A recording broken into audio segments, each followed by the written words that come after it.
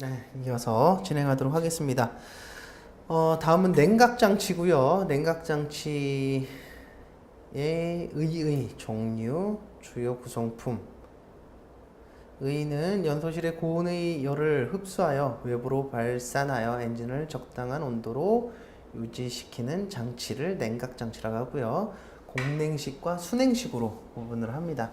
주요 구성품은 라디에이터, 워터펌프, 냉각팬, 냉각수와 부동액 등으로 구성이 되고요. 는 아실 텐데 구동 벨트 장력에 따른 증상 해가지고 장력이 큰 경우, 작은 경우 해가지고 요거 정도는 좀 알고 계십시오. 우리 과목이 정비 이론이 들어가요. 구조도 들어가지만 그래서 이렇게 고장이 났을 때 증상과 어떻게 고쳐야 되는지 정도는 이렇게 큼직하게 좀 알고 계셨으면 좋겠어요. 그래서 장력이 너무 큰 경우 각종 분리의 베어링 마멸이 촉진된다. 워터펌프의 고속 회전으로 기관이 관행된다. 작은 경우에는 워터펌프의 회전 속도가 느려 기관이 과열되고 발전기의 출력 저하로 축전지 충전이 불충분하다. 소음이 발생하며 구동벨트가 손상이 되는 현상이 발생이 됩니다. 자, 다음은 기관의 과열 원인과 관행 원인인데요. 기관의 과열 원인을 묻는 문제가 한번 출제가 된 적이 있었죠. 따로 보지 않고 넘어갈 건데요. 그래도 알고 계십시오. 한 번쯤은 읽어보십시오. 그냥 쭉 해서 기관 과열과 관행시 현상까지 한번 쭉 보시면 될 것 같아요. 자, 다음은 흡기 장치입니다.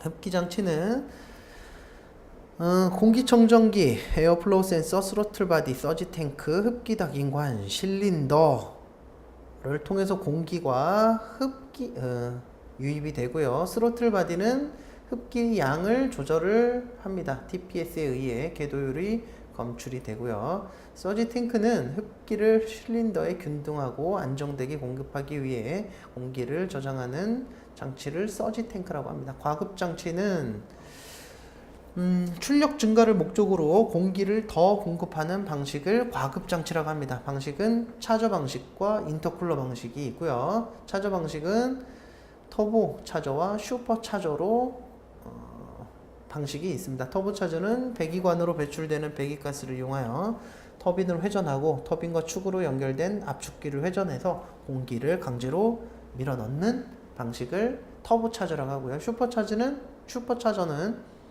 크랭크 축의 동력을 이용해서 공기를 강제로 밀어넣는 방식을 슈퍼차저라고 합니다.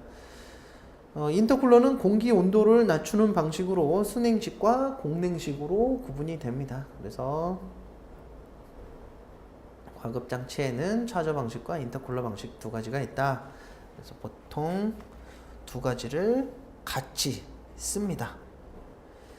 다음은 VGT 가변 용량 터보차저와 VIS 두 가지를 좀 볼 건데요. VGT는 먼저 터보차저의 일종으로 터보렉 현상을 배기유로를 좁힘으로써 보완한다. 작동은 저속 시 배기유로를 좁혀 유속이 증가하고요. 고속 시에는 배기유로를 넓혀서 유량을 증가한다. 장점으로는 가속 성능 및 출력 향상, 배기가스 저감, 연비 형상의 장점이 있습니다. 다음은 가변흡기 시스템이고요. 흡기 유류에 설치된 밸브를 전자 제어에 의해 개폐하여 흡기 성능을 향상시킨다. 구성은 긴 통로, 짧은 통로가 실린더당 설치가 되고 작동은 TPS와 CAS로 측정을 해서 이슈에서 가변흡기 밸브를 개폐해서 작동이 되고요. 효과는 엔진 출력 향상, 연비 저감, 배기가스 저감 효과가 있습니다. 보시면 VGT 작동 원리는 벤츄리의 원리를 이용해서 일정한 양의 유체가 흐를 때 지나가는 통로가 좁아지면 속도가 빨라지는 원리를 이용해서 원리를 이용한 게 VGT다.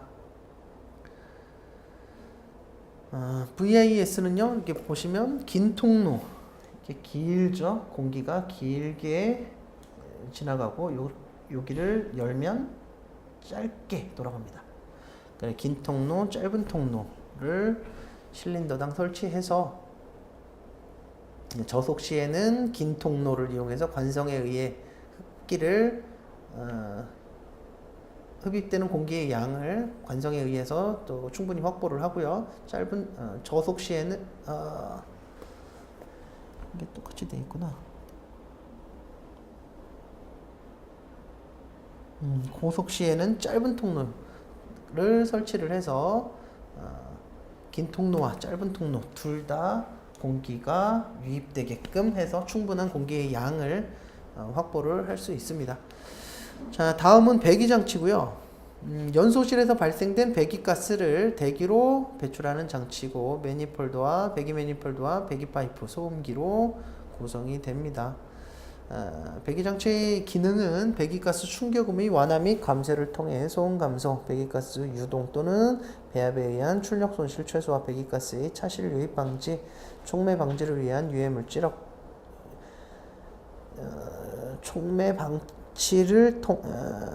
촉매 장치죠. 촉매 장치를 통한 유해 물질 억제, 사운드 디자인의 기능이 있습니다. 중요한 부분이죠. 이제 배출가스 부분입니다.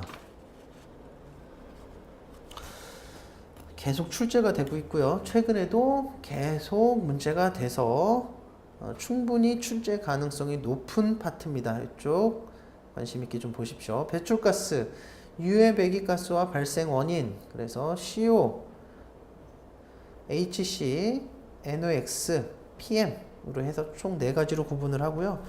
요것들 발생 원인들 알고 계셔야 되고요. 두 번째, 배출가스가 인체에 미치는 영향은 이미 출제가 됐기 때문에 이 부분은 이렇게 한번 좀 읽어보는 걸로 넘어가셨으면 좋겠습니다. 그리고 이 부분 엔진 조건에 따른 운전 조건에 따른 배출가스 발생량이 있는데요. 이 표는 좀 한번 암기를 좀 해주십시오. 공연비와의 관계, 기관의 온도와의 관계, 운전 상태와의 관계, 점화 시기와의 관계 해가지고 COHC, NOx가 언제 발생이 많이 되고 언제 감소가 되는지 그 관계에 이 표 주의 깊게 좀 보셔서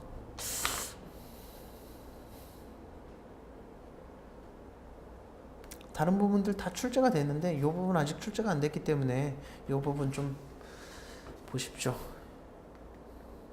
자, 다음은 배출가스 발생 원인과 저감 방안입니다. 가솔린 기관은 블로바이 가스, 연료 증발가스가 있고요. 블로바이 가스는 피스톤과 실린더 사이로 연소실 혼합기나 미연소 가스가 누출된 가스를 말하고, 저감 방안은 PCV 밸브, 브리더 호스로 저감을 한다. PCV 밸브 고장 시 현상은 블로바이 가스의 순환 불량으로 엔진 오일 열화 발생, 크랭크 케이스 내의 압력 상승으로 동력 손실 발생, 오일 연소로 오일 소모량 증가, 블로바이 가스의 순환 불량으로 기관 온도 상승 등이 있고요. 연료 증발 가스는 연료가 증발하여 대기 중으로 방출되는 가스를 말하고, 저감 방안은 캐니스터와 PCSV가 있다. 산소 센서는 이론 공연비 구현을 통해서 배출가스를 저감을 하고요. 삼원 촉매 장치는 백금, 파라듐, 로듐을 이용해서 저감을 한다. EGR은 배기가스 재순환 장치를 말하고요. 고장 시 증상에서 열린 채 고장했을 경우에는 연비 저하, 출력 저하, 시동 불량, 시동 꺼짐, 닫힌 채 고장이 되면 매연이 발생이 증가가 됩니다. 좀 하나씩 보고 넘어갈게요. 가솔린 기관의 블로바이 가스 저감은 PCV 밸브, 기관이 경부하나 중부하인 경우 블로바이 가스를 재연소하고, 브리더 호스는 급가속 및 고부하 시에 연소실로 블로바이 가스를 유입해서 저감을 한다. 그래서 고장 시 원인 있고요.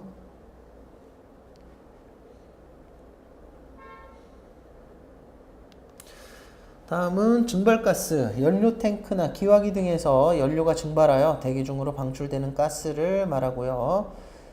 캐니스터에 일시 저장 후 엔진 가동 시 연소실로 유입해서 연소시켜서 저감을 시킵니다. 캐니스터와 PCSV로 증발가스는 연료 증발가스는 해결을 하고요.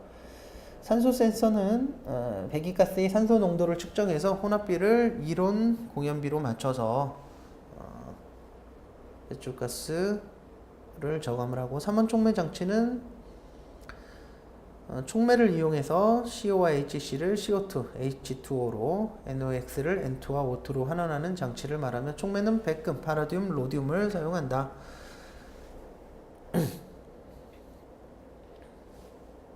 고장 원인은 연료 부족으로 인한 시동 꺼짐, 엔진의 실화, 엔진 오일 연소, 산소 센서 고장, 황이 많은 연료 사용 시 고장이 됩니다.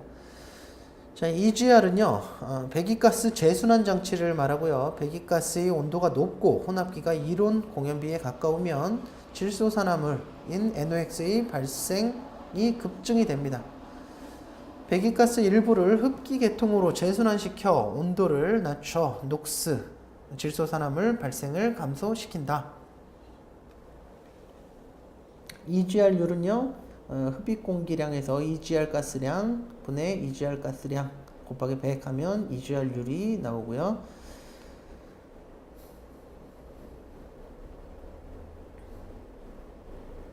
요 EGR 배기가스, 뭐 가솔린 기관이긴 하지만 그 폭스바겐에서 그 배기가스에 대해서 그 뭐라 그러죠? 쉽게 말해 사기쳤다 그래야죠. 그죠? 사기친 게 바로 이겁니다. EGR율을 조작을 해가지고 그 배기가스 그 저감 그 기준에 통과를 시켰는데, 문제가 뭐냐면 EGR율이 높으면 배기가스를 다시 연소실로 흡입하는 거다 보니까 뭐예요? 기관 성능이 떨어져요. 엔진 출력이 떨어져요. 단점이죠. 그러면 사람들이 안 사겠죠. 출력이 떨어지니까. 그러니까 그 기준치에, 배기가스 기준치에 맞추려고 하다 보니까 안 되는 거예요. 그 EGR율을 높여야 되는데 그렇게 하면 어떻게 돼요? 출력이 떨어지고, 출력이 떨어지면 사람들이 안 살 것이고, 그러니까 조작을 한 겁니다. 그때 조작한 게 요 EGR 배기가스 재순환 장치를 조작을 했다. 알고 계시면 되고요. 이 표는 배기가스 발생 원인과 저감 방안을 한 표에 집어 넣은 거고요. 에어 클리너, 자동 온도 조절기 등으로 개선으로 CO와 HC, 일산화탄소와 탄화수소를 감소한다. 흡기 다기관에는 연료 분사 장치, 흡기 다기관 등 계량을 통해서 CO, HC, NOx를 저감하고요. EGR을 통해서 질소산화물을 저감을 하고, 연료 증발가스 제어를 통해서 탄화수소를 감소하고, 3원 촉매 장치를 통해서 CO, HC, NOx를 감소하고, 블로바이 가스 제어를 통해 탄화수소 감소, 연소실 계량으로 일산화탄소, 탄화수소, 질소산화물을 감소한다. 그래서 이 표 하나 보시면 가솔린 기관에서 배기가스를 어떻게 저감을 하는지 충분히 한눈에 보실 수 있습니다. 자, 디젤 기관은요, 여기가 중요하죠. 사실상 그 가솔린 기관은 배기가스 가지고 그렇게 문제가 되지 않아요. 예, 여기입니다. 여기 계속 그동안에도 계속 문제가 출제됐던 부분도 이 디젤 기관 부분이고요. 자, EGR은 질소산화물 저감 목적으로 사용하고요. 방금 전에 설명드렸던 가솔린 기관 EGR과 동일합니다. DOC, 디젤 산화 촉매고요. COHC PM 저감, 이거는 백금, 파라듐, 로듐에서 3원 촉매 장치, 가솔린 기관의 3원 촉매 장치와 유사한 기능으로 합니다. 특징은 DPF 장착이 어려운 중소형 차량에 적용한다. 되고요. DPF가 한번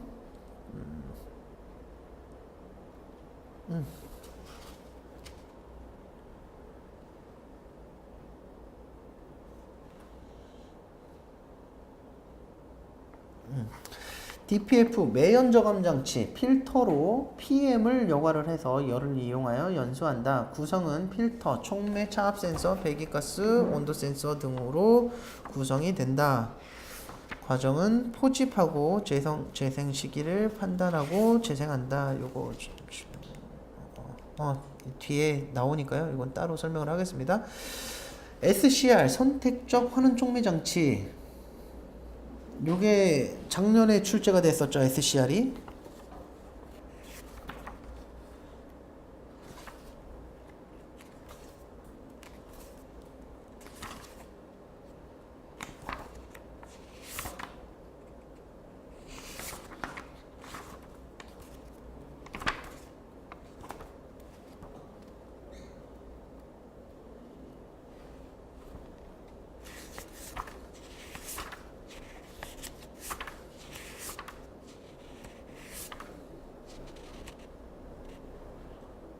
맞습니다. 2015년도 15점짜리로 해서요. SCR은 출제가 됐기 때문에 요거는 패스하도록 하겠습니다. LNT 촉매 시스템에서요. 아직 안 나온 게 요 LNT 촉매 시스템인데 요거 좀 중점적으로 좀 받으십시오.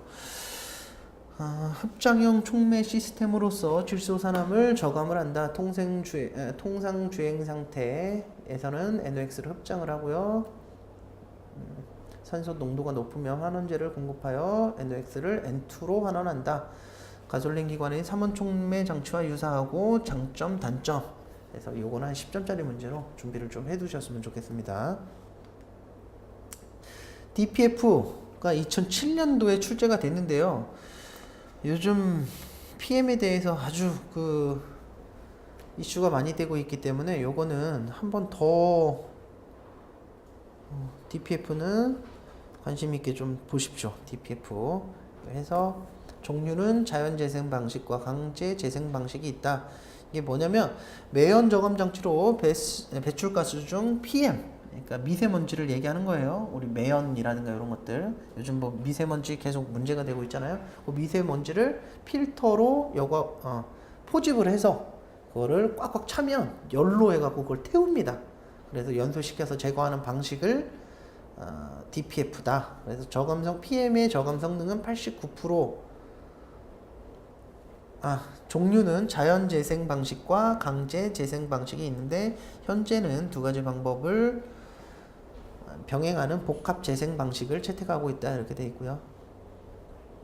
PM은 89% 이상, COHC는 70% 이상 질소산화물은 미비하기 때문에 SCR이나 LNT 등 추가 장치가 필요하다. DPF 작동 원리는 오염 물질이 필터에 쌓이고요. DPF의 입출구 압력차가 발생이 됩니다. 이게 필터고요. 여기 꽉꽉 차면 어떻게 되겠어요? 여기서 계속 배기가스가 밀쳐날 테니까 여기는 압력이 높고 상대적으로 여기는 압력이 낮아지겠죠. 그럼 압력차가 발생이 되는 겁니다. 그거를 이용해서 이게 먼지가 많이 찼구나, PM이 많이 쌓였구나를 판단을 해서 태우는 겁니다. 후처리 과정이라고 하죠. 그 옆에 보면 입자를 포집하고 재생 시기를 판단해서 재생 단계 600도씨 이상으로 그거를 태우는 겁니다. 그래서 이걸 하기 위해서 엔진에서는 사후 분사를 하는 거예요. 연료를 한번 더 쏴줘요. 그래서 배기가스 온도를 높여서 태우는 겁니다. 재생모드 진입 조건은 RPM은 1000에서 4000rpm, 차량 속도는 5km 이상 유지하고요. 냉각수 온도가 40도 이상일 때 재생모드 진입을 합니다. 자, SCR은 출제가 됐기 때문에 패스하도록 하고요. LNT 말씀드렸듯이 관심 있게 좀 보십시오. 자, 친환경 제어 시스템에서 OBD 시스템이 나왔는데요. 이것도 기존 출제됐기 때문에 패스하도록 하겠습니다. 자, 다음은 동력 전달 장치입니다. 동력 전달 순서는 FR 엔진과 FF 엔진에 따라서 차이가 있고요. 요 그림에 나온 거는 FR 엔진입니다. 클러치가 있고요. 엔진에서 동력이 발생되면 클러치를 통해서 변속기, 그 다음에 드라이브 라인, 종간속 장치 및 차동 제한 장치, 그 다음에 차축 구동 바퀴, 이렇게 쭉 순서대로 이렇게 보시면 되고요. 구동 바퀴까지 동력이 전달되고요. FF 엔진 같은 경우에는 클러치, 트랜스 엑셀, 등속 조인트, 구동축, 구동 바퀴의 순서로 동력이 전달이 됩니다. 하나씩 보면 클러치는 기관과 변속기관 동력 차단 연결하는 기능을 하고요. 필요성은 기관 시동 시 기관 무부하 상태를 유지하고 변속 시 기관 회전력을 차단, 자동차의 관성 운전을 위한 엔진과의 연결을 차단하는 역할을 합니다. 구비 조건은 동력 차단이 신속하고 동력 전달 및 차단이 원활하고 작동이 확실하고 방열이 잘 되고 과열되지 않아야 되고 회전 부분의 평형이 좋고 회전 관성이 적을 것, 구조가 간단하여 점검 및 취급이 용이해야 됩니다. 유체 클러치와 토크 컨버터. 유체 클러치는 기관의 회전력을 액체의 운동 에너지로 바꾸어 유성 기호부에 전달하는 클러치를 유체 클러치라고 하고요.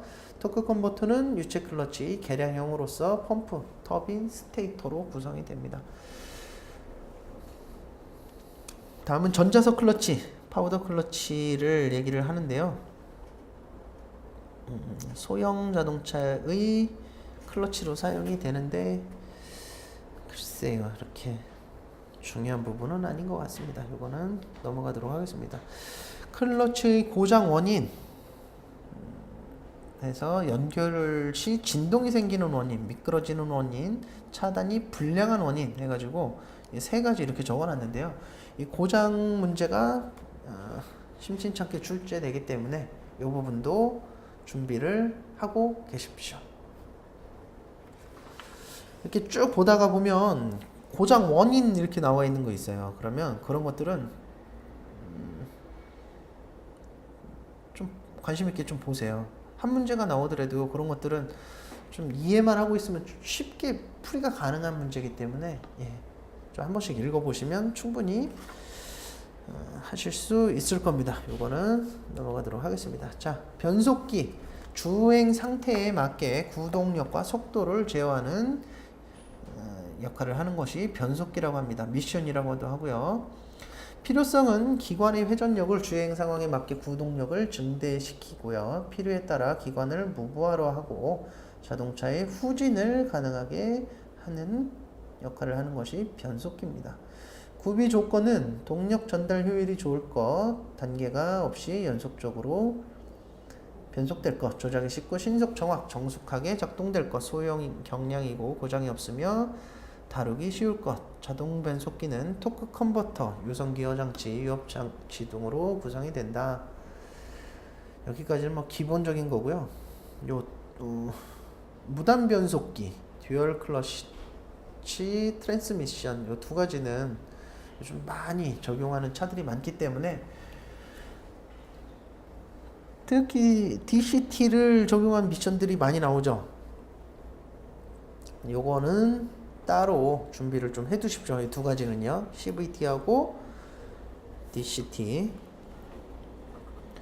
자, 클러치 두 개, 무단 변속기 CVT는요. 가속 성능 향상,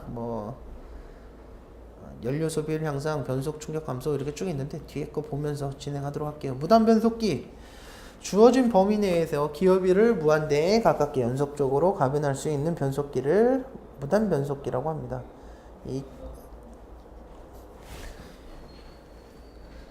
특징은 가속 성능 향상, 연료 소비율 향상, 변속 충격 감소, 무게 감소, 그리고 구성은 토크 컨버터, 오일 펌프, 전후진 장치, 가변 풀리. 요 풀리 두 개에 의해서 요 가운데 체인으로 채워져 있죠. 이것들이 넓어졌다 좁혀졌다 하면서 이 기어비가 무한대로 가깝게 변화가 가능한 거예요. 우리가 알기 쉽게 뭐를 생각을 하면 자전거 앞기어하고 뒷기어가 기어가 없이 그냥 이런 풀리라고 돼 있다고 생각해 보시면 충분히 이해가 되실 겁니다. 그래서 무단 변속기는 이런 특징이 있고 좀 CVT 미션에 CVT 해가지고 뒤에 차 뒤에 엠블럼 보면 CVT라고 써있는 그 소형차들 많이 있을 거예요. 그러니까 요거를 얘기를 하는 겁니다. 무단 변속기가 저런 것이구나 아시면 되고, 요즘 또 이슈가 되고 있는 게 이거 DCT 듀얼 클러치 트랜스미션이죠. 클러치 두 개를 이중으로 설치하여 수동 변속기를 자동 변속기처럼 작동시키는 변속기를 DCT 라고 합니다. 특징은 소음이 적고 빠른 변속으로 동력 손실을 최소화하고 변속 충격이 작고 연비 향상 및 배기가스 저감이고 저감의 효과가 있고요. 수동 변속기를 저기 오토처럼 사용할 수 있다. 그렇죠. 수동 변속기를 자동 변속기처럼 뭐 작동할 수 있다. 뭐 스포티하다. 뭐 이래 가지고 광고를 합니다. 여기 그림 잠깐 보시면 이 클러치가 빨간색 클러치하고 초록색 클러치 두 가지로 구분을 해요. 여기 클러치 1, 2가 두 가지가 있습니다. 그리고 짝수 빨간색은 홀수를 담당을 하고요. 여기 1, 3 그리고 여기 5를 담당을 하고요. 초록색 클러치는 6하고 4하고 2를 담당을 하는 거죠. 클러치 두 개가 원래는 클러치 한 개가 담당을 했는데 이 DCT는 클러치를 두 개를 설치를 해서 각각 담당하는 기어가 틀린 거예요. 그래서 아까 말씀드렸듯이 수동 변속기를 자동 변속기처럼 작동을 하는데 이게 뭐 1단이 들어가 있다. 그럼 그 다음에 뭐가 들어가요? 2단이 들어가겠죠. 그러면 미리 2단에 같이 끼워져 있는 거예요. 그래서 계속 들고 있다가 원래는 1단 넣었다 2단으로 탁탁 들어가잖아요. 근데 얘는 뭐예요? 미리 들어가 있어요. 그래서 소음이 적고 빠른 변속이 되는 거예요. 이게. 그리고 변속 충격도 적고 그런 특징이 있고요. 그렇게 작동을 합니다. 자, 다음은 동력 전달 장치. 드라이브 라인은 FR 차량에서 변속기 출력을 종감속 기어로 전달하는 부분, 슬립이음과 자제이음으로 구성이 되어 있고요. 슬립이음은 길이 변화, 자제이음은 각도 변화를 담당을 합니다. 동력 배분 장치는 종감속 장치, 차동 기어 장치로 구분이 되어 있고요. 차동 제한 장치는 미끄러진 바퀴의 구동력 감소, 반대쪽 저항이 큰 구동 바퀴에 동력 전달하여 홈로를 탈출한다 라고 되어 있는데 좀 보겠습니다. 요거 먼저 보고 갈게요. 드라이브 라인은 슬립이음, 길이 변화를 하는 슬립이음을 요 안에서 요 축이 왔다 갔다 빠졌다 들어갔다 하는 거예요. 그리고 자제임은 각도 변화. 이해되시죠? 자제이음을 통해서 각도를 변화를 합니다. 자, 무단변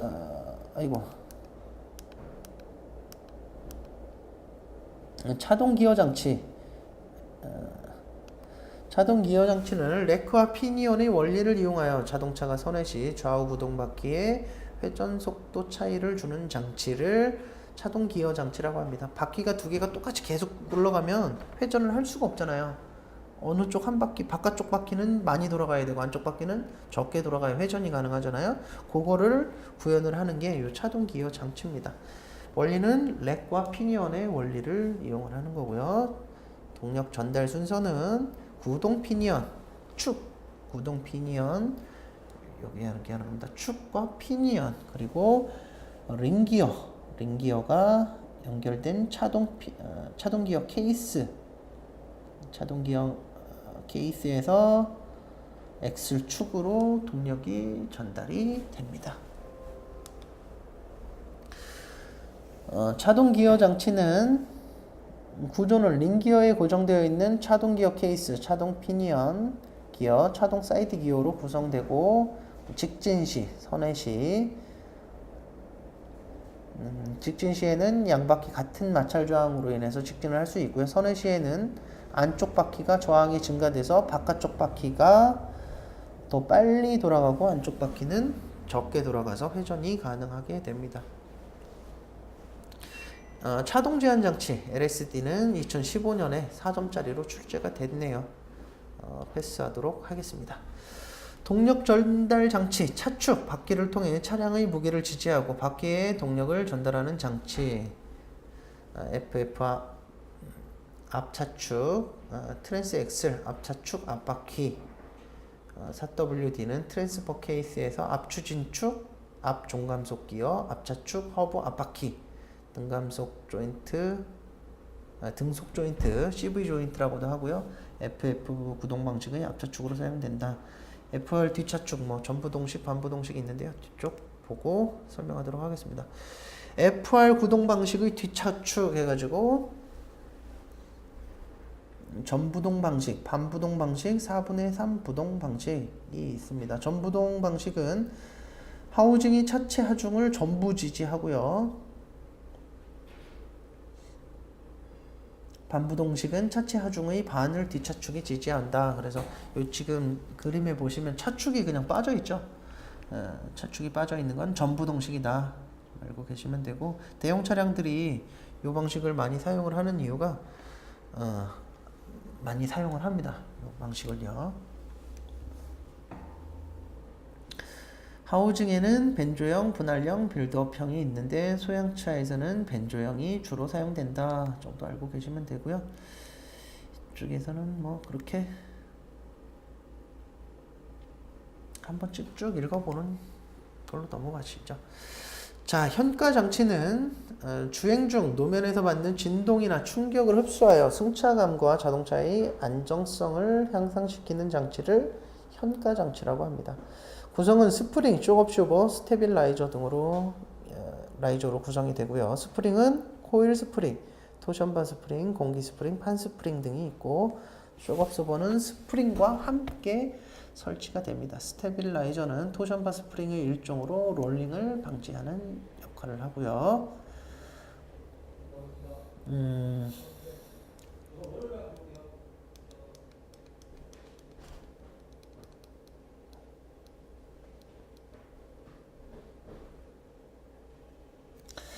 앞 현가 장치는 독립 현가 장치인 위시본 형식과 맥퍼슨 형식 두 가지가 있고요.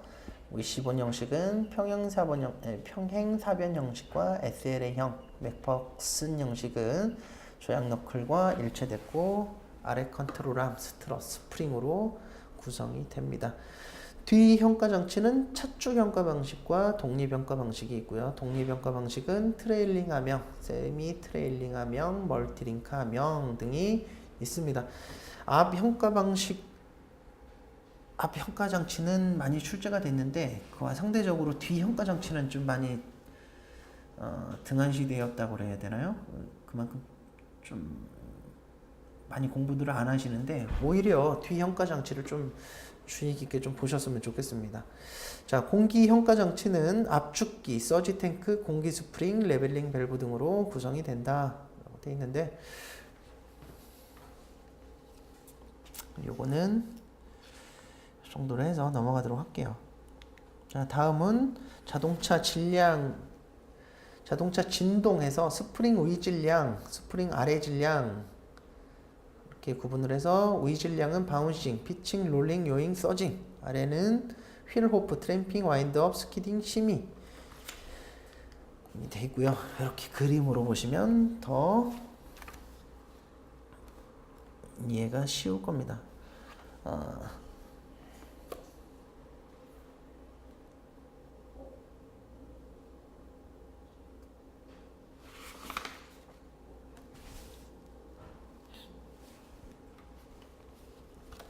스프링 위 질량은 바운싱, 차체가 Z축 방향과 평행 운동을 하는 고유 진동을 말하고, 피칭은 차체가 Y축을 중심으로 하여 회전 운동하는 고유 진동, 롤링은 X축을 중심으로 하여 회전하는 고유 진동, 요잉은 Z축, 서징은 X축을 따라 차체가 전으로 움직이는 고유 진동인데, 요거를 스프링 아래 질량하고 비교를 해서 뭐 바운싱은 휠오프와 같은 움직임, 피칭은 와인드업, 롤링은 트램핑, 요잉은 스키딩 해가지고 이렇게 암기를 하시면 좀 더 쉽게 암기를 하실 수 있을 겁니다. 스프링 위 질량은 승차감에 영향을 미치고요. 스프링 아래 질량은 차축의 진동을 말하는 겁니다. 자, 조향장치.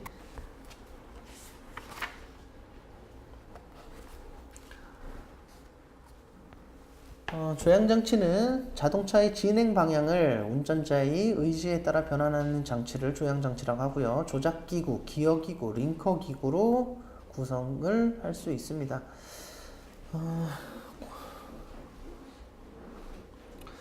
주행 중 조향 핸들이 한쪽으로 쏠리는 원인에서 10가지 쓰라는 게 한번 기출이 된 적이 있어요. 요거 한번 쭉 읽어보시면 되고요. 조향 핸들이 무거워지는 경우 이것도 한번 보십시오. 타이어 공기압이 낮은 경우, 마모가 심한 경우, 폭이 넓은 경우, 정의 캐스터가 과한 경우, 부캠버가 과한 경우, 조향 기어가 휘었거나 유격 조정이 불량한 경우, 파워 펌프가 불량하거나 파워 오일이 부족한 경우, 조향 핸들이 무거워진다. 동력 조향 장치 해서 유압을 이용하여 조향 조작력을 배력하는 장치를 동력 조향 장치라고 하고요. 구성은 동력부, 작동부, 제어부로 구성이 된다.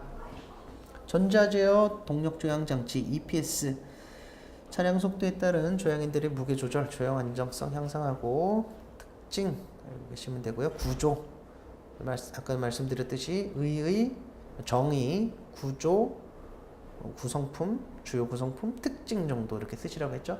세 가지 쓰시면 되고 강조하고 싶은 거는 요 MDPS를 좀 강조하고 싶습니다.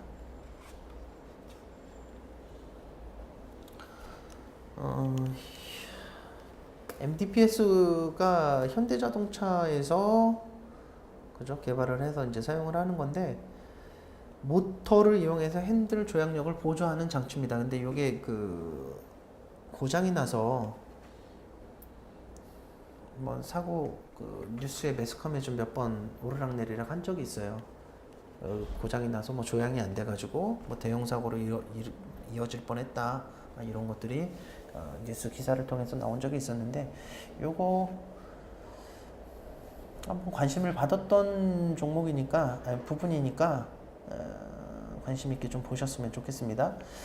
모터를 이용하여 핸들 조향력을 보조하고요. 특징은 구조가 간단하며 조향 성능이 향상되고 기관의 가동이 정지된 때에도 조향 조작력이 증대가 가능하다. 오일을 사용하지 않아 친환경적이다. 전동기 작동 소음이 크다. 유압 방식에 비하여 조향 핸들 복원력이 낮고 조향 조작력의 한계로 중대형 자동차에는 사용이 곤란한 단점도 있다. 종류에는 CMDPS, PMDPS, 뭐 RMDPS가 있는데요.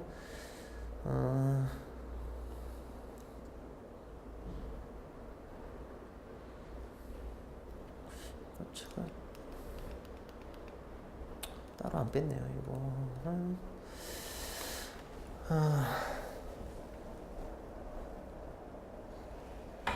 세 가지 종류가 있고 주요 구성 요소는 제어기구, 모터, 전동기 회전각도 센서, 토크 센서, 차속 센서, 조향 기어 등으로 구성이 됩니다.